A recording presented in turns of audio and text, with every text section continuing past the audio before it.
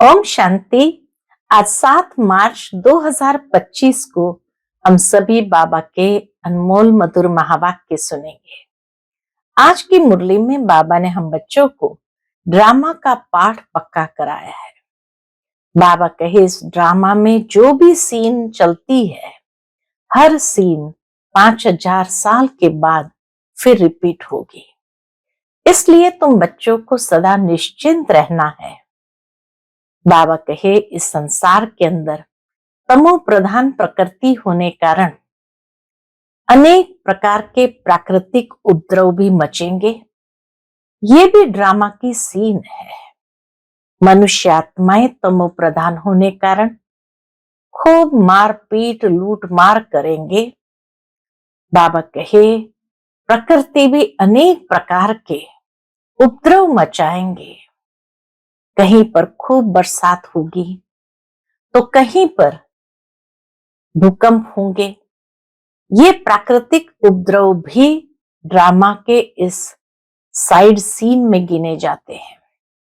इसको देखते हुए यही बुद्धि से समझना है, नथिंग न्यू। बाबा कहे ये तमो प्रधान दुनिया है, तमो प्रधान प्रकृति है, इसलिए दुख तो जरूर देगी, लेकिन उसके बाद सतयुगी पावन दुनिया आएंगी जहां संपूर्ण सुख होगा।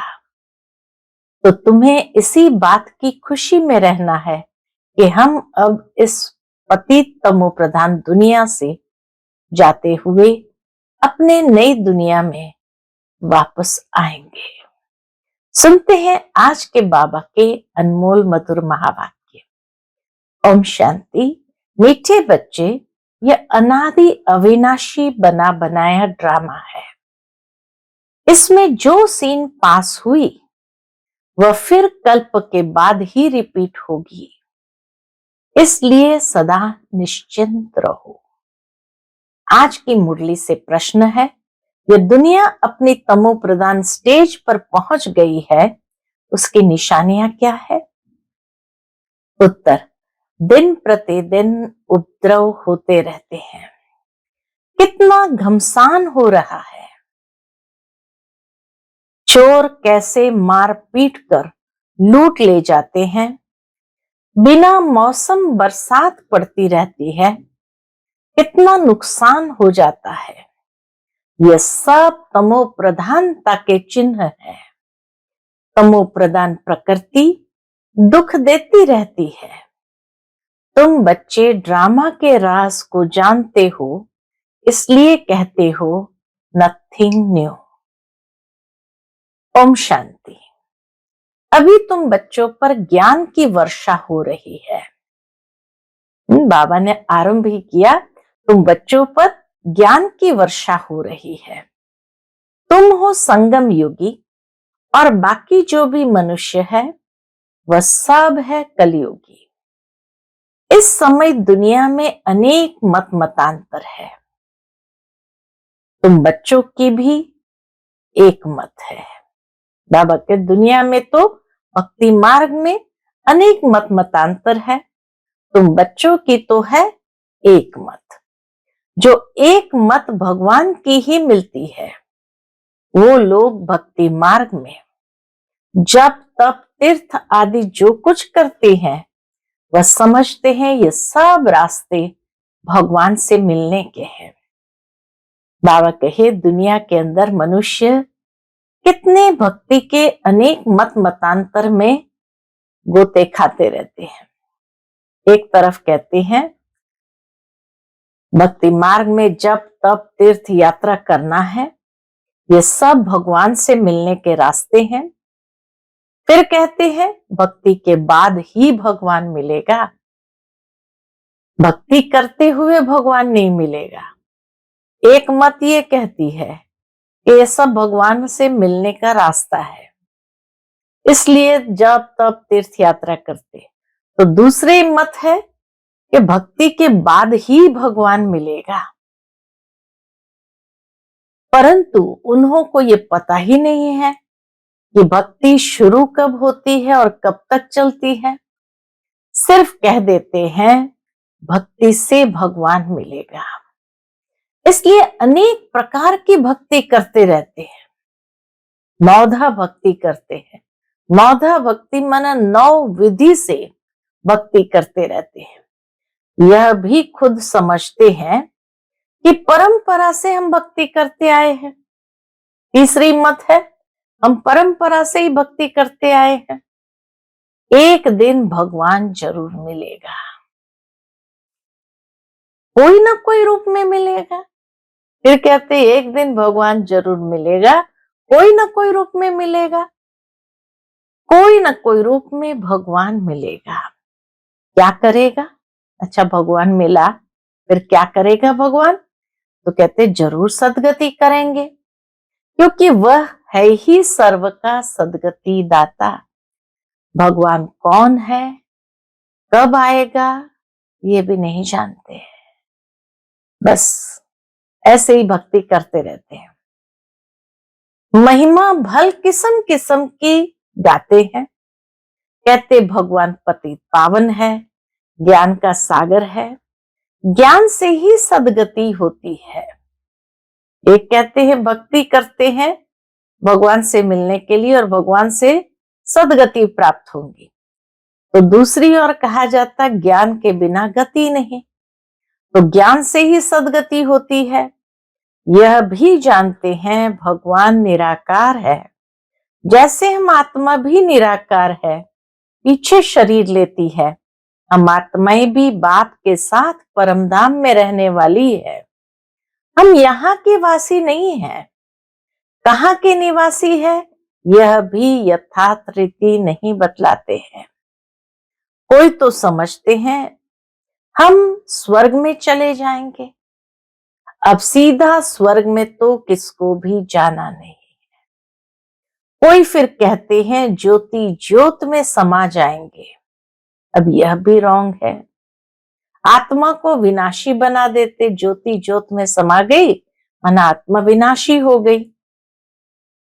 मोक्ष भी तो हो न सके, जबकि कहते हैं बनी बनाई बन रही, अब कुछ बननी नाही। ड्रामा के लिए ही कहा जाता है कि बनी बनाई बन रही, अब कुछ बननी नाही। तो ये चक्र फिरता रहता है। हिस्ट्री ज्योग्राफी रिपीट होती है, परंतु चक्र कैसे फिरता है यह नहीं जानते। न चक्र को जानते न ईश्वर को जानते हैं। भक्ति मार्ग में कितना भटकते हैं। भगवान कौन है यह तुम जानते हो। भगवान को फादर भी कहते हैं, तो बुद्धि में आना चाहिए ना। लौकिक फादर भी तो है, फिर हम उनको याद करते हैं। परमात्मा को याद करते हैं तो 2 फादर हो गए, लौकिक और पारलौकिक। उस पारलौकिक बाप से मिलने के लिए इतनी भक्ति करते हैं। वह परलोक में रहते हैं। निराकारी दुनिया भी है जरूर। तुम अच्छी रीति जानते हो, मनुष्य जो कुछ करते हैं वह सब है भक्ति मार्ग। रावण राज्य में भक्ति ही भक्ति होती आई है, ज्ञान हो न सके। भक्ति से कभी सद्गति नहीं हो सकती। सद्गति करने वाला बाप को याद करते हैं तो जरूर वह कभी आकर सद्गति करेंगे। किया होगा, करेंगे फिर, इसीलिए तो याद करते हैं। तो बाबा के सद्गति करने वाले बाप को याद करते हैं तो जरूर वह कभी आकर सद्गति करेंगे। तुम जानते हो ये बिल्कुल ही तमो प्रधान दुनिया है। सतो प्रधान थे, अभी तमो प्रधान है। कितने उपद्रव होते रहते हैं, बहुत घमासान हो रहा है। चोर भी लूटते रहते हैं। कैसे कैसे मार पीट कर चोर पैसे लूट ले जाते हैं। ऐसी ऐसी दवाइयां हैं जो सुंघाकर बेहोश कर देते हैं। यह है रावण राज्य। ये बहुत बड़ा बेहद का खेल है। इनको फिरने में 5000 वर्ष लगते हैं। खेल भी ड्रामा मिसल है, नाटक नहीं कहेंगे। क्यों? क्योंकि नाटक में तो अदली बदली हो सकती, लेकिन बाबा कहे यह है बेहद का ड्रामा। तो ड्रामा मिसल है, नाटक नहीं कहेंगे। नाटक में तो समझो कोई एक्टर बीमार पड़ता है तो अदली बदली कर लेते हैं, इसमें तो यह बात हो न सके। यह तो अनादि ड्रामा है ना, यह तो अनादि ड्रामा है ना।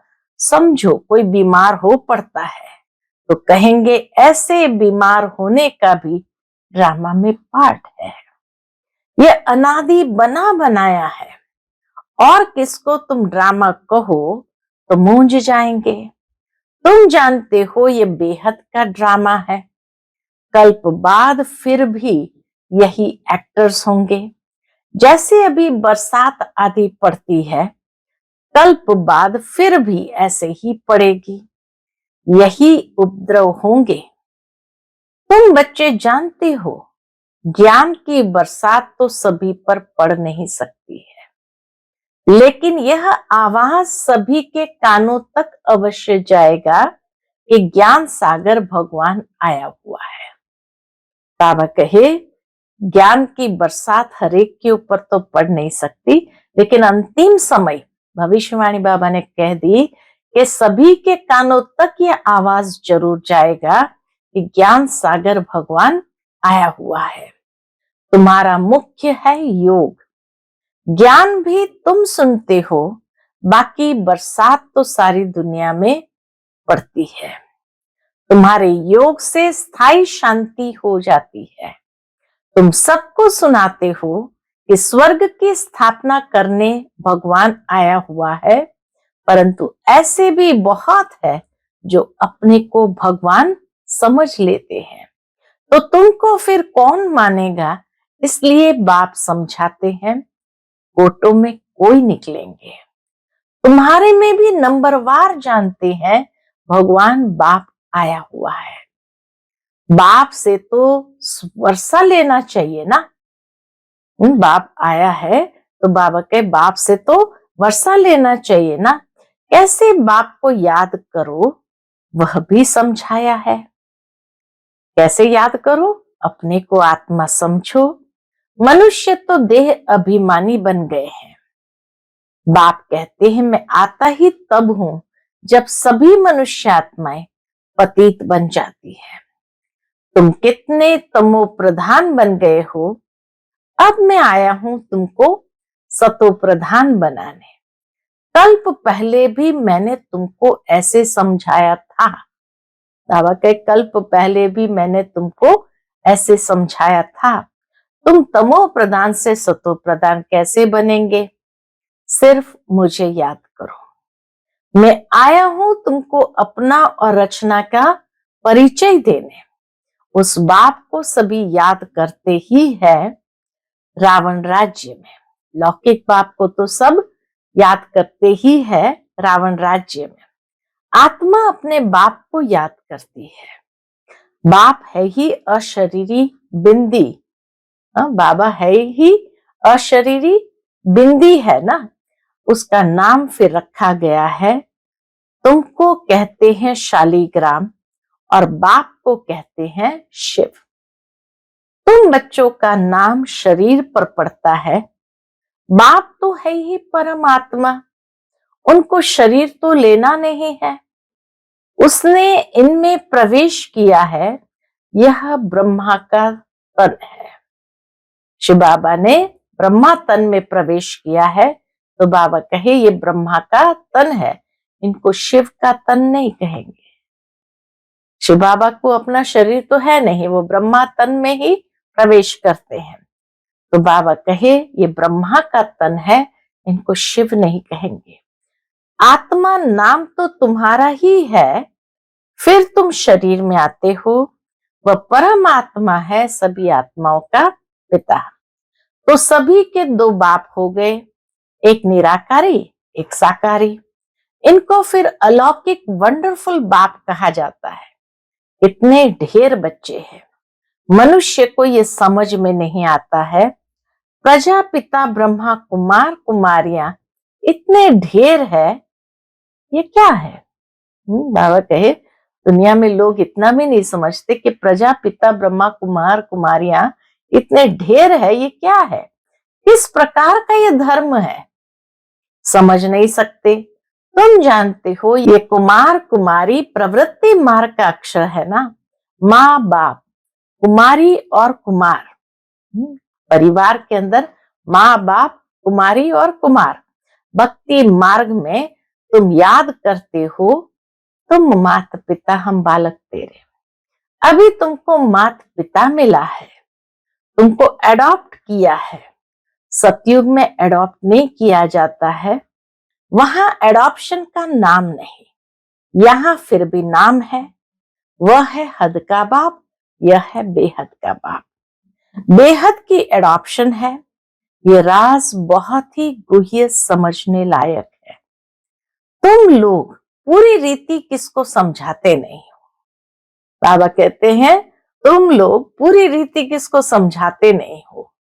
पहले पहले अंदर कोई आता है, बोलो गुरु का दर्शन करने आए हैं, तो तुम बोलो कि यह कोई मंदिर नहीं है। कोई अगर अंदर आते ही कहते हैं गुरु का दर्शन करने आए हैं, तो बाबा कहे उनको कहो कि यह कोई मंदिर नहीं है। बोर्ड पर देखो क्या लिखा हुआ है, ब्रह्मा कुमार कुमारियां ढेर है। ये सब प्रजापिता के बच्चे हो गए। प्रजा तो तुम भी हो, बाबा के उनको कहो प्रजा तो तुम भी हो। भगवान सृष्टि रचते हैं, ब्रह्मा मुख कमल द्वारा हमको रचा है। हम हैं नई सृष्टि के, तुम हो पुरानी सृष्टि के। नई सृष्टि का बनना होता है संगम पर।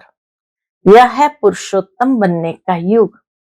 तुम संगम युग पर खड़े हो, वे कलयुग में खड़े हैं। जैसे कि पार्टीशन पड़ गई है, आजकल तो देखो कितनी पार्टीशन है। हर एक धर्म वाला समझते हैं हम अपनी प्रजा को संभालेंगे, अपने धर्म को, हम जिन्स को सुखी रखेंगे। इसलिए हर एक कहते हैं हमारी स्टेट से ये चीज बाहर न जाए। आगे तो राजा का सारी प्रजा पर हुक्म चलता था, राजा को माई बाप अन्नदाता कहते थे। अभी तो राजा रानी कोई है नहीं, अलग अलग टुकड़े हो गए हैं। इतने उपद्रव होते रहते हैं, अचानक बाढ़ आ जाती है, भूकंप होते रहते हैं। ये सब है दुख का मौत, ये सब है दुख का मौत। अभी तुम ब्राह्मण समझते हो कि हम सब आपस में कौन है, भाई भाई है।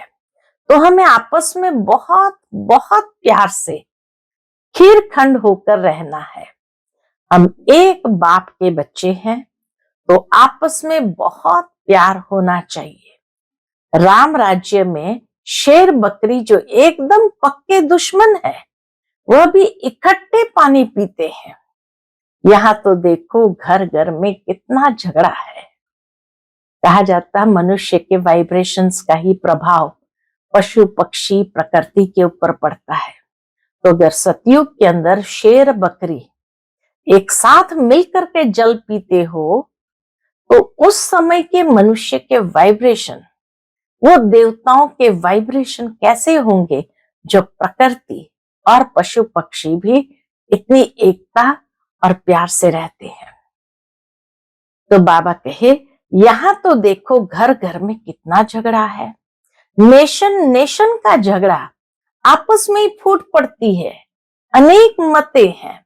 अभी तुम जानते हो हम सब ने अनेक बार बाप से वर्षा लिया है और फिर गवाया है, अर्थात रावण पर जीत पाते हैं और फिर हारते हैं। एक बाप की श्रीमत पर हम विश्व के मालिक बन जाते हैं, इसलिए उनको ऊंचते ऊंच भगवान कहा जाता है। सर्व का दुख हरता सुख करता कहा जाता है। अभी तुमको सुख का रास्ता बता रहे हैं। तुम बच्चे आपस में खीरखंड होने चाहिए। दुनिया में आपस में सभी है लून पानी, एक दो को मारने में देरी नहीं करते हैं। तुम ईश्वरीय औलाद तो खीरखंड होने चाहिए। तुम ईश्वरीय संतान देवताओं से भी ऊंच ठहरे। तुम बाप के कितने मददगार बनते हो। पुरुषोत्तम बनाने के मददगार हो तो ये दिल में आना चाहिए, हम पुरुषोत्तम है तो हमारे में वह दैवी गुण है।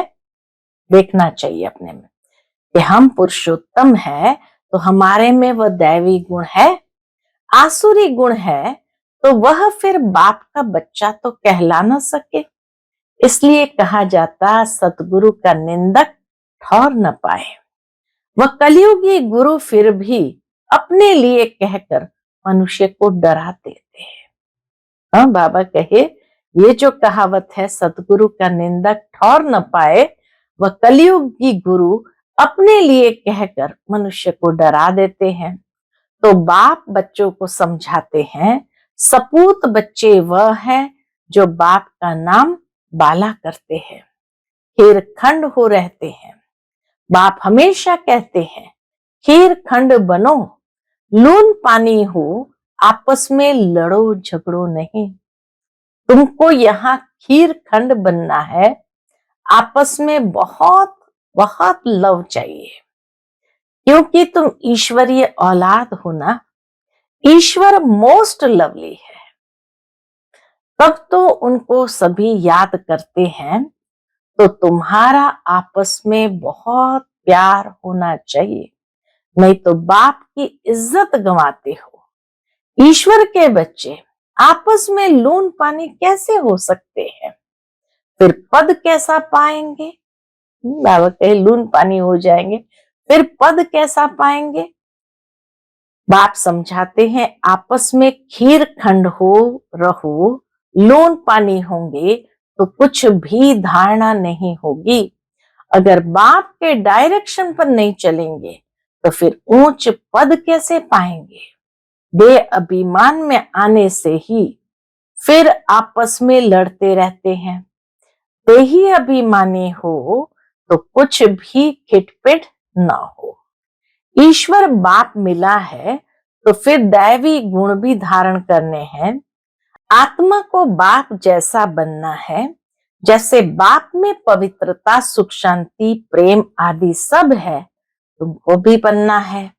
नहीं तो ऊंच पद पा नहीं सकते। पढ़कर बाप से ऊंच वर्षा पाना है।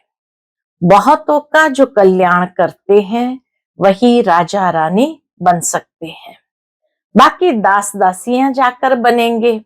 समझ तो सकते हैं ना कौन कौन क्या बनेंगे। पढ़ने वाले खुद भी समझ सकते हैं, इस हिसाब से हम बाबा का क्या नाम निकालेंगे। ईश्वर के बच्चे तो मोस्ट लवली होने चाहिए, जो कोई भी देख खुश हो जाए। बाबा को भी मीठे वह लगेंगे। पहले घर को तो सुधारो, पहले घर को फिर पर को, पहले घर को फिर पर, माना दूसरों को सुधारना है। गृहस्थ व्यवहार में कमल फूल समान पवित्र और खीरखंड होकर रहो। गृहस्थ व्यवहार में कमल फूल समान पवित्र और खीरखंड होकर रहो। कोई भी देखे तो कहे, ओहो यहाँ तो स्वर्ग लगा पड़ा है। अज्ञान काल में भी बाबा ने खुद ऐसे घर देखे हैं। 6-7 बच्चे शादी किए हुए सब इकट्ठे रहते हैं, सब सवेरे उठकर भक्ति करते हैं। घर में एकदम शांति लगी रहती है। यह तो तुम्हारा ईश्वरीय कुटुंब है। हंस और बगुला इकट्ठे तो रह नहीं सकते, तुमको तो हंस बनना है। लून पानी होने से बाबा राजी नहीं होगा। बाप कहेंगे तुम कितना नाम बदनाम करते हो। अगर खीर खंड होकर नहीं रहेंगे तो स्वर्ग में ऊंच पद पा नहीं सकेंगे। बाबा कहे अगर खीर खंड होकर नहीं रहेंगे तो स्वर्ग में ऊंच पद पा नहीं सकेंगे, बहुत सजाएं खाएंगे। बाप का बनकर फिर अगर लून पानी हो रहते हैं तो 100 गुना सजा खाएंगे। फिर तुमको साक्षात्कार भी होते रहेंगे कि हम क्या पद पाएंगे। बाबा के साक्षात्कार भी होते रहेंगे, फिर हम क्या पद पाएंगे? अच्छा, मीठे मीठे सिकिलदे बच्चों प्रति माता पिता बाप दादा का याद प्यार और गुड मॉर्निंग। रूहानी बाप की रूहानी बच्चों को नमस्ते। हम सभी रूहानी बच्चों की रूहानी माता पिता बाप दादा को याद प्यार गुड मॉर्निंग और नमस्ते नमस्ते। शुक्रिया बाबा, शुक्रिया। आज की मुरली से धारणा के लिए मुख्य सार है, पहली पॉइंट, सदा ध्यान रहे हम ईश्वर के बच्चे हैं, हमें मोस्ट लवली होकर रहना है, आपस में कभी भी लून पानी नहीं होना है, पहले अपने को सुधारना है, फिर दूसरों को सुधारने की शिक्षा देनी है। दूसरी पॉइंट, जैसे बाप में पवित्रता सुख प्रेम आदि सब गुण है, ऐसे बाप समान बनना है। ऐसा कोई कर्म नहीं करना है जो सतगुरु का निंदक बने, अपनी चलन से बाप का नाम बाला करना है। आज का बाप दादा का मधुर वरदान हम बच्चों के प्रति है, बाप और प्राप्ति की स्मृति से सदा हिम्मत उल्लास में रहने वाले एक रस अचल भव। बाप और प्राप्ति की स्मृति से सदा हिम्मत उल्लास में रहने वाले एक रस अचल भव। बाप द्वारा जन्म से ही जो प्राप्तियां हुई है उनकी लिस्ट सदा सामने रखो। जब प्राप्ति अटल अचल है तो हिम्मत और उल्लास भी अचल होना चाहिए। अचल के बजाय यदि मन कभी चंचल हो जाता है, वह स्थिति चंचलता में आ जाती है, तो इसका कारण है बाप और प्राप्ति को सदा सामने नहीं रखते। सर्व प्राप्तियों का अनुभव सदा सामने व स्मृति में रहे तो सब विघ्न खत्म हो जाएंगे। सदा नया उमंग नया उल्लास रहेगा, स्थिति एक रस और अचल रहेगी। आज का स्लोगन है, किसी भी प्रकार की सेवा में सदा संतुष्ट रहना ही अच्छे मार्क्स लेना है। किसी भी प्रकार की सेवा में सदा संतुष्ट रहना ही अच्छे मार्क्स लेना है। आज का अव्यक्त इशारा है, सत्यता और सभ्यता रूपी कल्चर को अपनाओ। आप ब्राह्मण बच्चे बहुत बहुत रॉयल हो। आपका चेहरा और चलन दोनों ही सत्यता की सभ्यता अनुभव कराए। वैसे भी रॉयल आत्माओं को सभ्यता की देवी कहा जाता है। उनका बोलना, देखना, चलना, खाना पीना, उठना बैठना, हर कर्म में सभ्यता सत्यता स्वतः दिखाई देती है।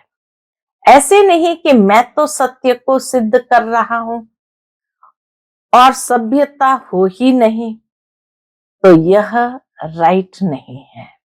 बाबा कहे तो यह राइट नहीं है। अच्छा, ओम शांति।